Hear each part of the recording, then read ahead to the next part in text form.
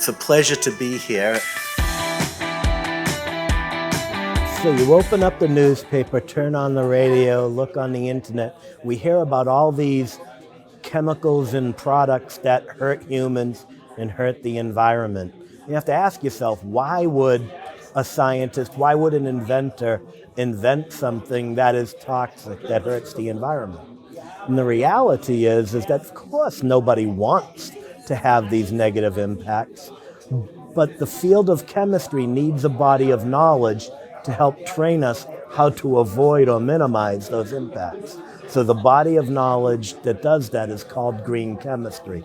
It's not a field upon itself, it is a part of chemistry, but in the same way that some people identify and say organic chemistry or physical chemistry or analytical, and kind of identify with that as being closer to their heart.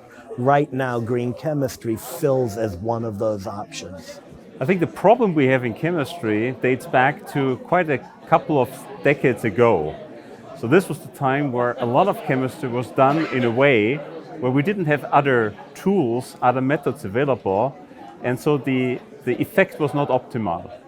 Now we are reaching into a phase where chemistry is not so much the problem maker anymore, but offering the solution. And we just have to think all the way to comprehensively address the problem and come up with the perfect solution. This is the new game changer that we try to aim at when we talk about sustainable and or green chemistry.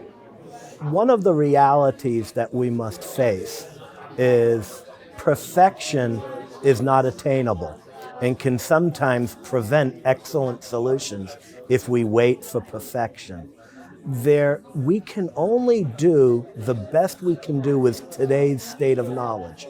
History is filled with examples of people who have invented better technologies.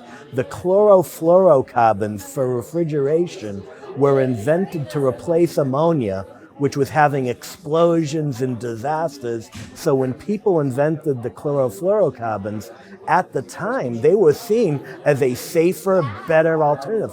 It wasn't for another 20, 30 years that we found out that those also created problems with the ozone.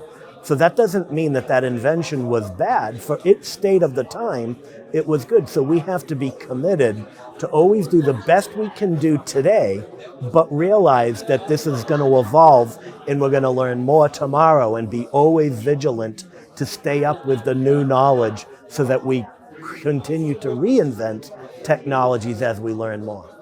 I think one of the major assets that we have is the next generation and the pool of ideas that are not yet born, but we as teachers have to really make the foundation, the basis, that also the next generation can come up with their own ideas and affect the future. And if there we promote dynamics, that is a definitely guarantee for coming up with proper solutions for future problems. Yeah, and the next generation is passionate, but wants to be part of meaningful research that is important for the future. And it's not enough to want to do it.